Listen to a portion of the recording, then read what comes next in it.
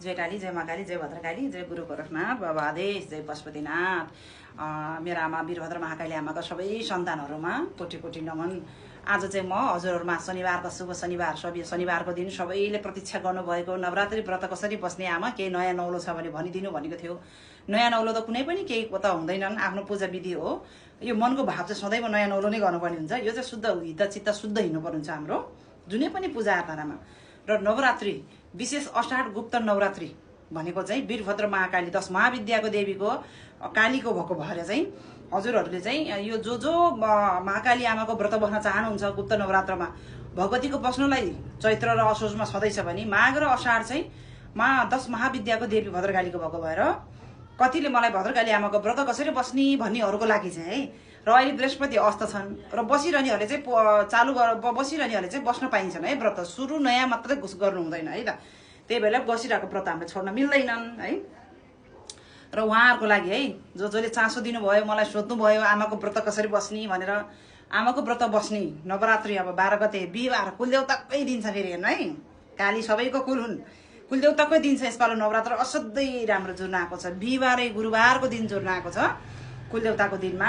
हजुरहरूले बिहिबार व्रत 12 गते बस्नु छ भने 1-2 दिन अगाडि नै स्नान गर्ने। एक दिन अगाडि औँसी पर्ने भएको भएर औँसीलाई छोडेर बुधबार छोडेर मङ्गलबारै हजुरहरूले गङ्गा स्नान गरिदिनु होला, ताकि हामीले कुनै आसमनमा कुनै भुलचुक गरेको भए आमा क्षमा गरिदियो आमा। म शुद्ध चोखो हित चित्तले व्रत बस्दैछु, 9 दिन 10 दिनको व्रत बस्दैछु आमा। मैले कहीँ केही गल्ती भए क्षमा भन्ने है। अब गङ्गामा गएर पाप धुल्छ भने पाप गर्दै धुल्दै गर्ने त होइन होइन। मातालाई पनि गङ्गा मातालाई शास्त्रमै भनेको छन् हामीले गरेको पाप जति माताले धुल्नुहुन्छ भनेको भएर चाहिँ हामीले कुनै जानी अन्जानीमा गरेको छन् भने क्षमा गरिदियो है आमा, मेरो व्रत सफल पारिदियो भनेर हजुरहरूले स्नान गर्ने। मङ्गलबारको दिन स्नान गरिसकेपछि बिहिबार व्रत आरम्भ गर्ने, कलशहरू थाप्ने जम्मै थाहा छ हजुरहरूलाई, मभन्दा जानी छ है। कलश थाप्ने, मूल कलश थाप्ने थाहा छँदैछ। र 10 महाविद्याको देवी महाकाली पूजा गर्ने बेला, भद्रकाली पूजा गर्ने बेला चाहिँ हजुरहरूले 10 वटा कलश हालेर 10 ठाउँ भाग लगाएर हजुरले सकेसम्म रातो वस्त्र ओछ्याएर पत्तामा दिनु होला। प्रकृति देवी हुन् है। पहिला हाम्रो पुर्खाले पत्तामा दिँदाखेरि कति राम्रो शक्ति पाउँथे अरे क्या। अहिले हामी तामा पित्तल त जान्छौँ, तर त्यसमा फला मिसेको हुन्छ भन्ने कुरा त हामीलाई थाहा हुँदैनन्। अनेक थरी मिसेको हुन्छन् त्यसमा। त्यही भएर सबैभन्दा शुद्ध जुन दिनदेखि मेरो अङ्गमा देवताले चलीखेली गर्न आयो त्यस दिनदेखि मेरो वीरभद्र महाकाली आमाले सिकाउनु भएको देवी देवतालाई भाग दिँदा चाहिँ पत्तामा भाग दिने है। पत्तामा प्रकृतिमा भएको पत्तामा, फुलको पत्ताहरूमा यसमा भाग दिने भनेको छन्।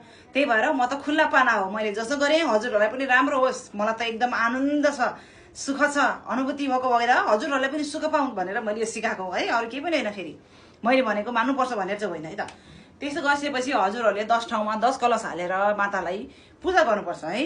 सकिन्छ सबैले 10 ठाउँमा भागा लगाइसकेपछि 3 ठाउँ अगाडि त्योभन्दा माथिल्लो भागमा 3 ठाउँ पनि हाल्नुपर्छन्। किनकि उनी भनेको 10 महाविद्याको देवी भनेको पहिले सुरु महाकाली, महालक्ष्मी, महासरस्वती हुन् जसले ब्रह्माण्ड चलाएको छन्। यो 3 रूप लिएर आमाले ब्रह्माण्ड चलाउनु भएको छ। यो 3 रूप बिना हाम्रो संसार चल्दैन।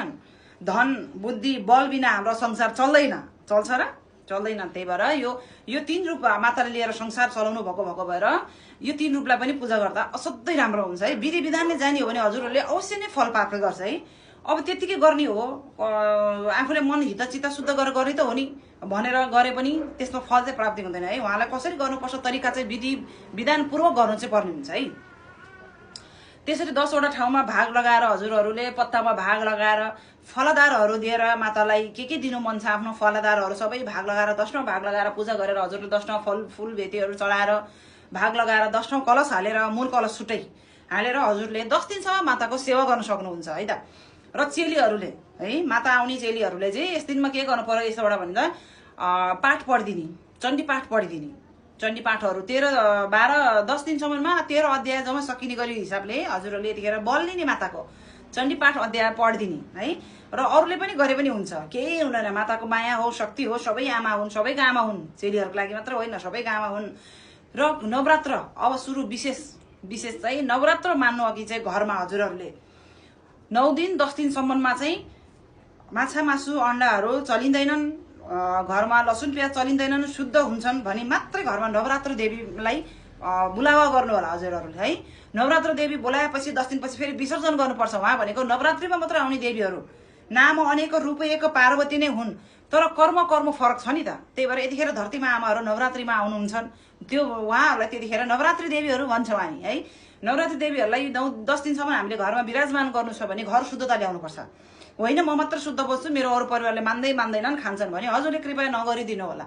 आमालाई यहीँ मात्र राखेर मनमा नै सम्झिदिनु भयो नि हुन्छ है। सादा नित्य कर्म गरेर हजुरले गरिदिनु भयो पनि हुन्छ।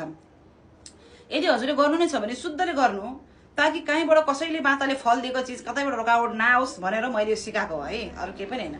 र यति गरिसकेपछि हजुरहरूले 10 दिनसम्ममा मातालाई पूजा गरेर बेलुकी आरती गर्न नछुटाउनु होला। बेलुकी आरती मजाले 10-10वटा दियो बालेर हजुरले आरती गर्नु होला। बेलुकी सधैँ सन्ध्याकाल नै आरती गर्नु, भोजन गर्नु। त्यसपछि होइन विधि जम्मै नै थाहा छ। नबुझेको कुराहरू अझ मलाई हजुरहरूले यसै टिकटक मार्फत सोधिदिनु होला, ताकि सबैलाई ज्ञान जाओस् है।